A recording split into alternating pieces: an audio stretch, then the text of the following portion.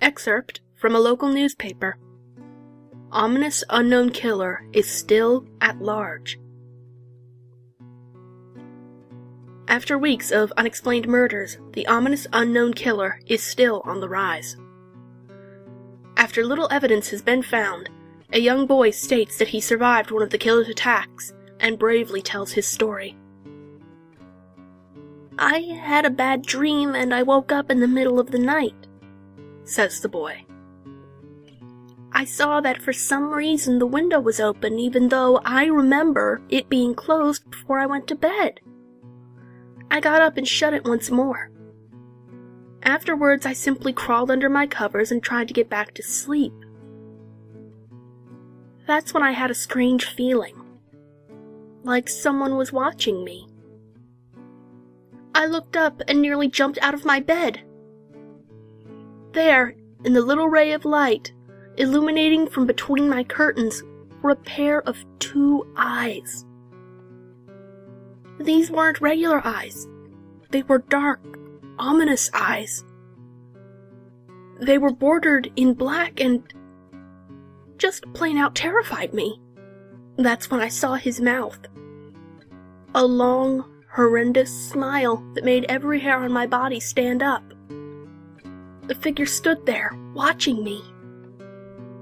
Finally, after what seemed like forever, he said it. A simple phrase, but said in a way only a madman could speak. He said, "Go to sleep." I let out a scream. That's what sent him at me. He pulled up a knife, aiming at my heart. He jumped on top of my bed. I fought him back. I kicked, I punched, I rolled around, trying to knock him off me. That's when my dad busted in. The man threw the knife. It went into my dad's shoulder. The man probably would have finished him off if one of the neighbors hadn't alerted the police. They drove into the parking lot and ran towards the door. The man turned and ran down the hallway. I heard a smash, like breaking glass. As I came out of my room, I saw the window that was pointing towards the back of my house was broken. I looked out it to see him vanish into the distance. I can tell you one thing. I will never forget that face. Those cold, evil eyes. And that psychotic smile. They will never leave my head. Police are still on the look for this man. If you have seen anyone that fits the description in this story, please contact your local police department.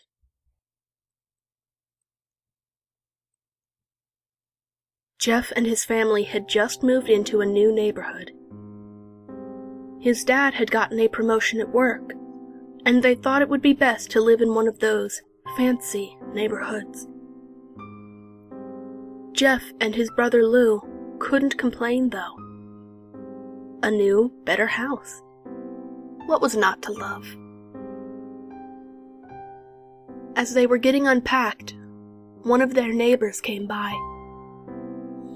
"Hello," she said. "I'm Barbara. I live across the street from you. Well, I just wanted to introduce myself and introduce my son." She turns around and calls her son over. "Billy, these are our new neighbors." Billy said hi and ran back to play in his yard. "Well," said Jeff's mom, "I'm Margaret, and this is my husband Peter and my 2 sons, Jeff and Lou." They each introduced themselves, and then Barbara invited them to her son's birthday. Jeff and his brother were both about to object, when their mother said that they would love to. When Jeff and his family are done packing, Jeff went up to his mom. Mom, why would you invite us to some kid's party? If you haven't noticed, I'm not some dumb kid. Jeff, said his mother, we just moved here. We should show that we want to spend time with our neighbors. Now, we're going to that party, and that's final. Jeff started to talk, but stopped himself, knowing that he couldn't do anything. Whenever his mom said something, it was final. He walked up to his room and plopped down on his bed. He sat there looking at his ceiling when suddenly he got a weird feeling. Not so much pain, but a weird feeling. He dismissed it as just some random feeling. He heard his mother call him down to get his stuff, and he walked down to get it. The next day, Jeff walked downstairs to get breakfast and got ready for school. As he sat there, eating his breakfast, he once again got that feeling. This time it was stronger. It gave him a slight tugging pain, but he once again dismissed it. As he and Lou finished breakfast, they walked down to the bus stop. They sat there waiting for the bus.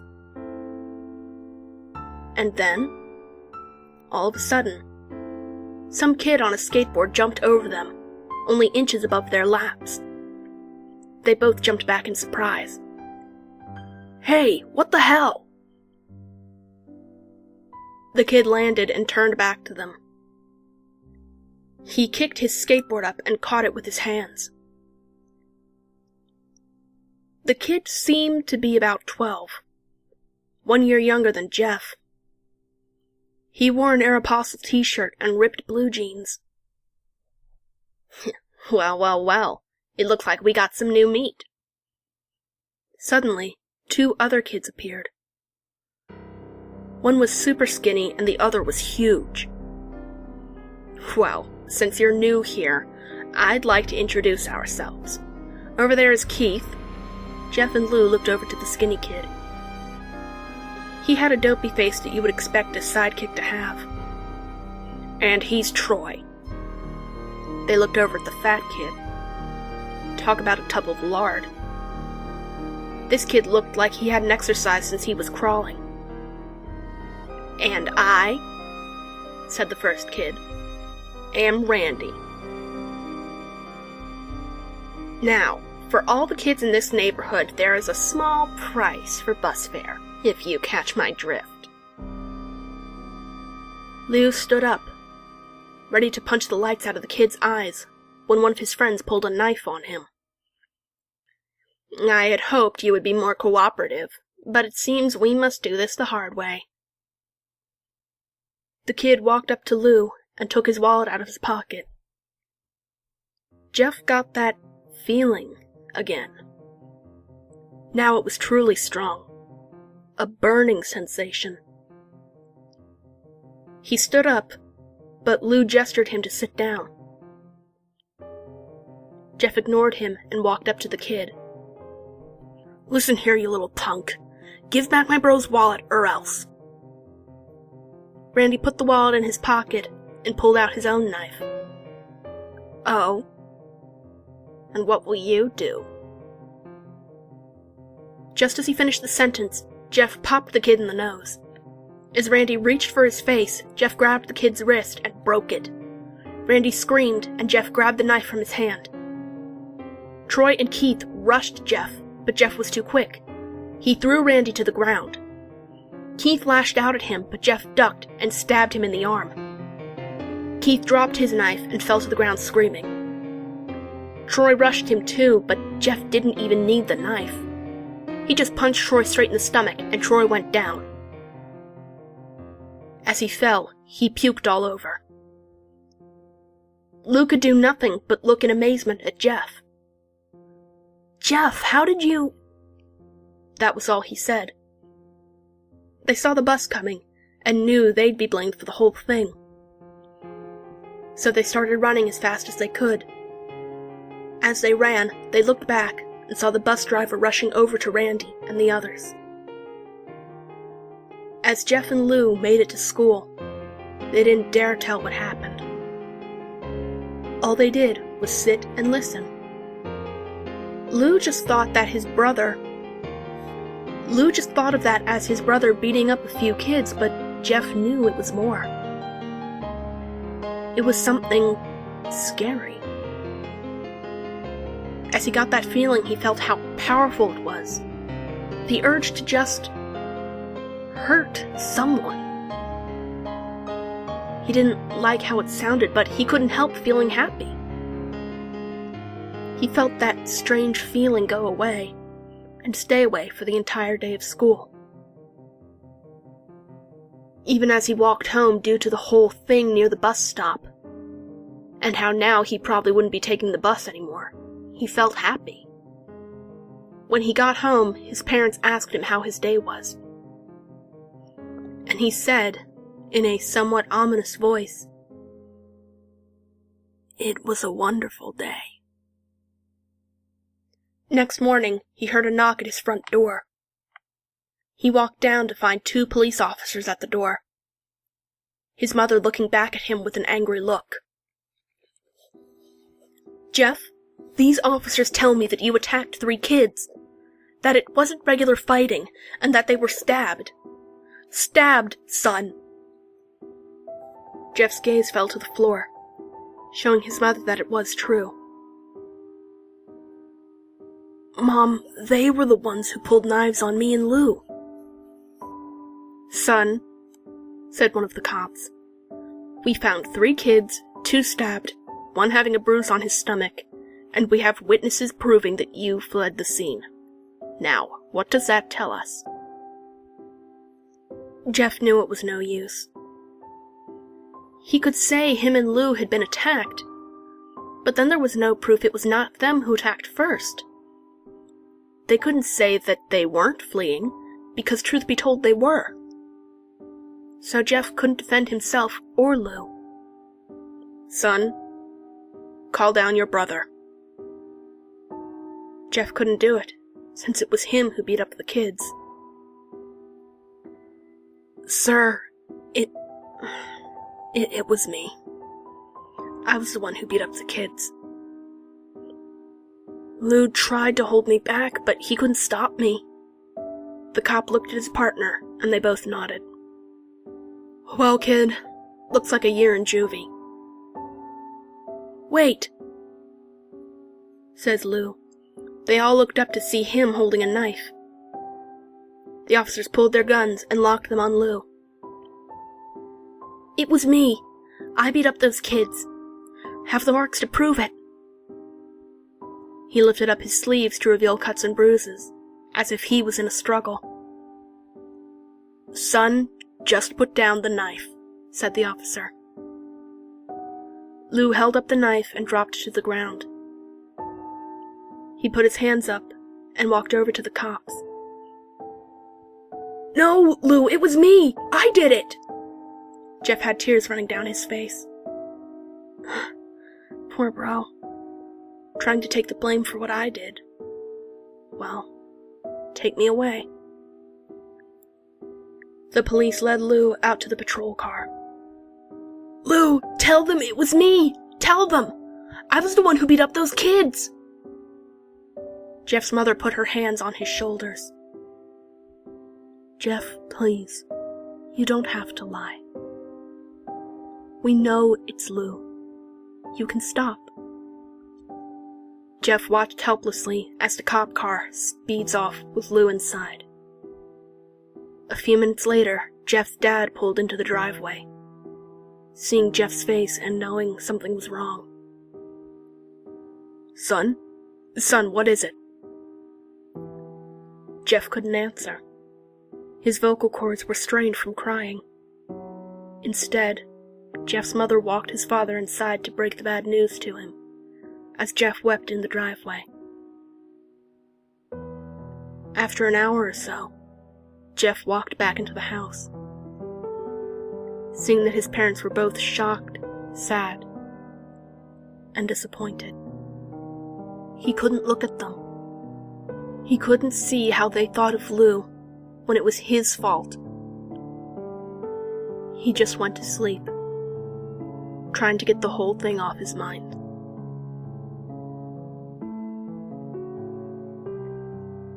Two days went by, with no word from Lou at JDC. No friends to hang out with. Nothing but sadness and guilt. That is, until Saturday, when Jeff is woke up by his mother with a happy, sunshiny face. "Jeff, it's the day," she said as she opened up the curtains and let light flood into his room. What's today?"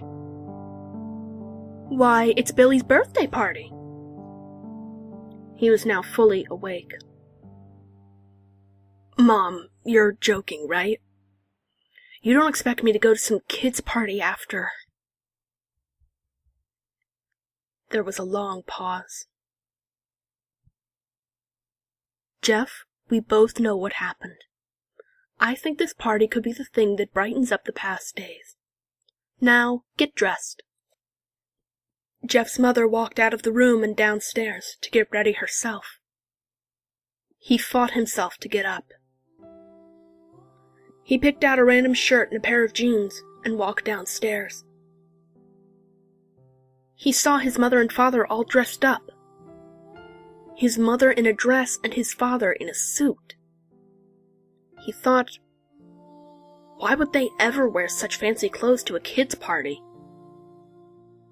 "Son, is that all you're going to wear?" said Jeff's mom.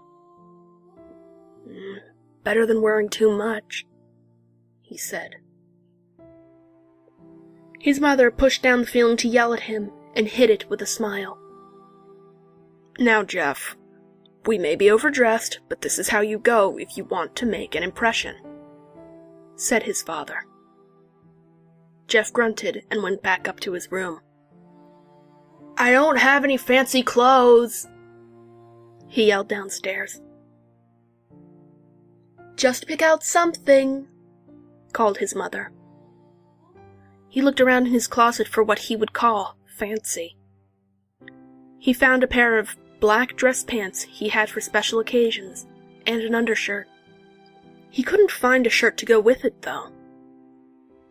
He looked around, and found only striped and patterned shirts, none of which would go with dress pants. Finally, he found a white hoodie and put it on. "You're wearing that?" they both said. His mother looked at her watch. "Oh, no time to change. Let's just go," she said as she herded Jeff and his father out the door. They crossed the street over to Barbara and Billy's house. They knocked on the door, and it appeared that Barbara, just like his parents, was way overdressed. As they walked inside, all Jeff could see were adults, no kids. "The kids are outside in the backyard, Jeff. How about you go and meet some of them?" said Barbara. Jeff walked outside to a yard full of kids. They were running around in weird cowboy costumes and shooting each other with plastic guns. He might as well be standing in a Toys R Us. Suddenly, a kid came up to him and handed him a toy gun and hat. "Hey, wanna play?" he said. No, kid. I'm way too old for this stuff." The kid looked at him with that weird puppy dog face. "Please?" said the kid. "Fine," said Jeff. He put on the hat and started to pretend to shoot at the kids. At first, he thought it was totally ridiculous, but then he started to actually have fun. It might not have been super cool, but it was the first time he had done something that took his mind off Lou. so he played with the kids for a while. Until he heard a weird noise. A weird, rolling noise. Then it hit him. Randy, Troy, and Keith all jumped over the fence on their skateboards. Jeff dropped the fake gun and ripped off the hat. Randy looked at Jeff with a burning hatred. "Hello, Jeff, was it?" he said. "We have some unfinished business." Jeff saw his bruised nose. "I think we're even. I beat the crap out of you, and you get my brother sent to JDC. Randy got an angry look in his eyes. "Oh no, I don't go for even. I go for winning. You may have kicked our asses that one day, but not today." As he said that, Randy rushed at Jeff. They both fell to the ground. Randy punched Jeff in the nose, and Jeff grabbed him by the ears and headbutted him. Jeff pushed Randy off of him, and both rose to their feet. Kids were screaming, and parents were running out of the house. Troy and Keith both pulled guns out of their pockets. "No one moves, or guts will fly," they said. Randy pulled a knife on Jeff and stabbed it into his shoulder. Jeff screamed and fell to his knees. Randy started kicking him in the face. After 3 kicks, Jeff grabbed his foot and twisted it, causing Randy to fall to the ground. Jeff stood up and walked towards the back door. Troy grabbed him. "Need some help?" He picks Jeff up by the back of the collar and throws him through the patio door. As Jeff tries to stand, he is kicked down to the ground. Randy repeatedly starts kicking Jeff until he starts to cough up blood. "Come on, Jeff, fight me!" He picks Jeff up and throws him into the kitchen. Randy sees a bottle of vodka on the counter and smashes a glass over Jeff's head. "Fight!" He throws Jeff back into the living room. "Come on, Jeff, look at me!" Jeff glances up. His face riddles with blood. "I was the one who got your brother sent to JDC. And now you're just gonna sit there and let him rot in there for a whole year? You should be ashamed." Jeff started to get up. "Oh, finally, you stand and fight." Jeff is now to his feet, blood and vodka on his face. Once again, he gets that strange feeling, the one which he hasn't felt for a while. "Finally, he's up," says Randy as he runs at Jeff. That's when it happens. Something inside of Jeff snaps. His psyche is destroyed. All rational thinking is gone. All he can do is kill. He grabs Randy and pile drives him into the ground. He gets on top of him and punches him straight in the heart. The punch causes Randy's heart to stop. As Randy gasps for breath, Jeff hammers down on him, punch after punch. Blood gushes from Randy's body until he takes one final breath and dies. Everyone is looking at Jeff now. The parents, the crying kids, even Troy and Keith.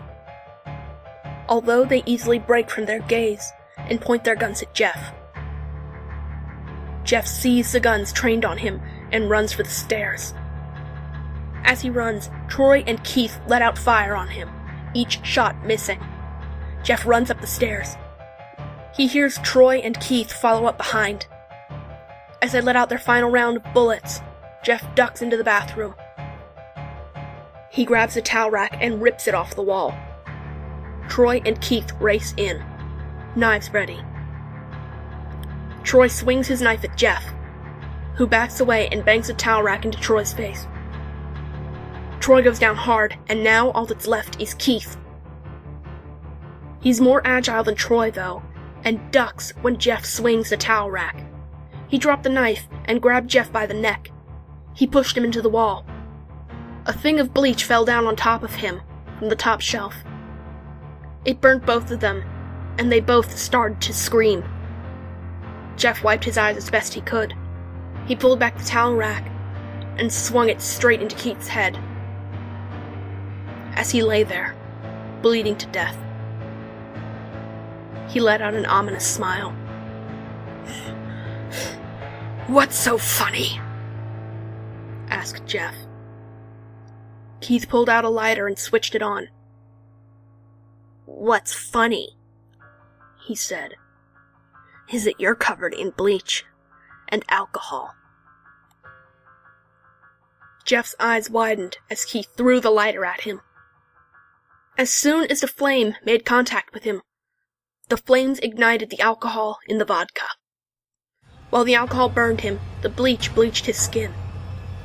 Jeff let out a terrible screech as he caught on fire. He tried to roll out the fire, but it was no use.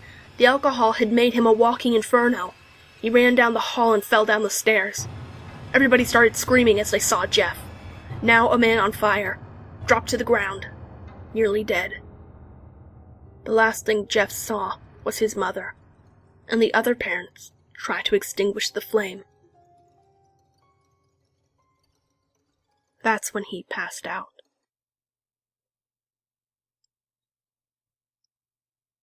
When Jeff woke, he had a cast wrapped around his face.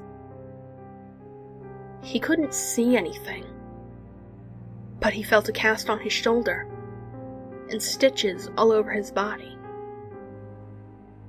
He tried to stand up, but he realized that there was some tube in his arm. And when he tried to get up and it fell out, a nurse rushed in. "I don't think you can get out of bed just yet," she said as she put him back in his bed and reinserted the tube. Jeff sat there with no vision, no idea of what his surroundings were. Finally, after hours, he heard his mother. "Honey, are you okay?" she asked. Jeff couldn't answer, though. His face was covered, and he was unable to speak. "Oh, honey, I have great news. After all the witnesses told the police that Randy confessed to trying to attack you, they decided to let Lou go." This made Jeff almost bolt up, stopping halfway, remembering the tube coming out of his arm. "He'll be out by tomorrow, and then you two will be able to be together again." Jeff's mother hugged Jeff and said her goodbyes. The next couple of weeks were those where Jeff was visited by his family. Then came the day where his bandages were to be removed. His family were all there to see it, what he would look like. As the doctors unwrapped the bandages from Jeff's face, everyone was on the edge of their seats. They waited until the last bandage holding the cover of his face was almost removed. "Let's hope for the best," said the doctor. He quickly pulls the cloth, letting the rest fall from Jeff's face. Jeff's mother screams at the sight of his face. Lou and Jeff's dad stare awestruck at his face. What's happened to my face?" Jeff said. He rushed out of bed and ran to the bathroom. He looked in the mirror and saw the cause of the distress. His face, it was horrible. His lips were burnt to a deep shade of red.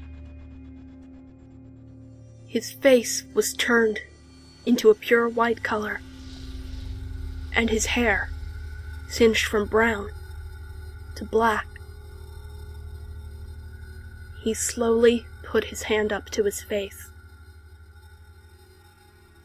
It had a sort of leathery feel to it now. He looked back at his family, then back at the mirror. "Jeff," said Lou, "it's not that bad." "Not that bad?" said Jeff. It's perfect. His family were equally surprised. Jeff started laughing uncontrollably. His parents noticed that his left eye and hand were twitching. Jeff? Are you okay? Okay. I've never felt more happy. Look at me. This face goes perfectly with me. He couldn't stop laughing. He stroked his face, feeling it, looking at it in the mirror. What caused this? Well, you may recall that when Jeff was fighting Randy, something in his mind, his sanity, snapped. Now he was left as a crazy killing machine. That is, his parents didn't know. Doctor, said Jeff's mom, is my son all right? You know, in the head? Oh yes, this behavior is typical for patients that have taken very large amounts of painkillers. If his behavior doesn't change in a few weeks, bring him back here, and we'll give him a psychological test. Oh, thank you, Doctor. Jeff's mother went over to Jeff. Jeff, sweetie, it's time to go. Jeff looks away from the mirror, his face still formed into a crazy smile. Okay, Mommy. His mother took him by the shoulder and took him to get his clothes. This is what came in, said the lady at the desk. Jeff's mom looked down to see the black dress pants and white hoodie her son wore. Now they were clean of blood, and now stitched together. Jeff's mother led him to his room and made him put his clothes on. Then they left, not knowing that this was their final day of life.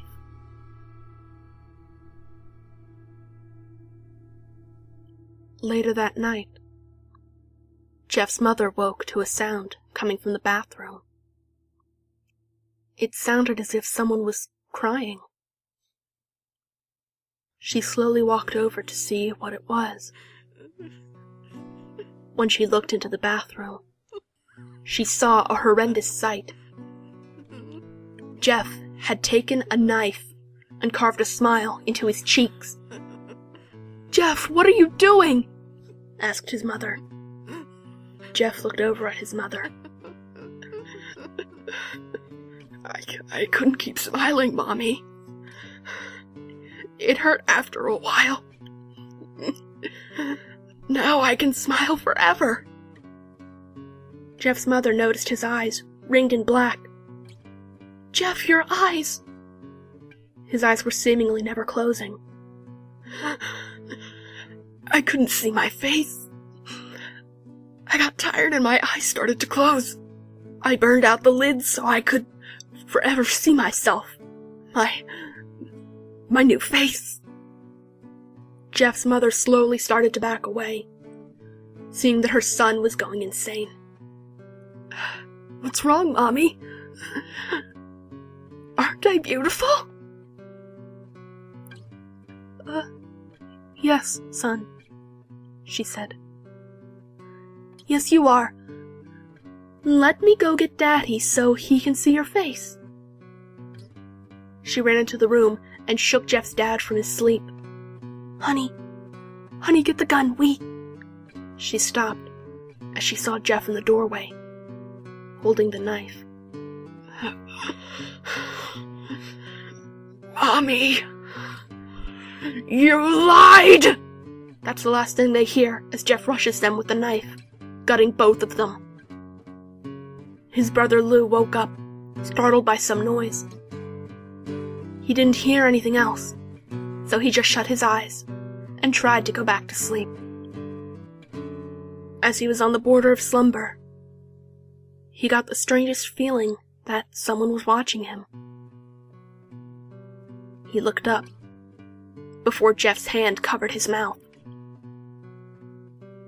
He slowly raised the knife, ready to plunge it into Lou. Lou thrashed here and there, trying to escape Jeff's grip. "Shh," Jeff said. "Just go to sleep."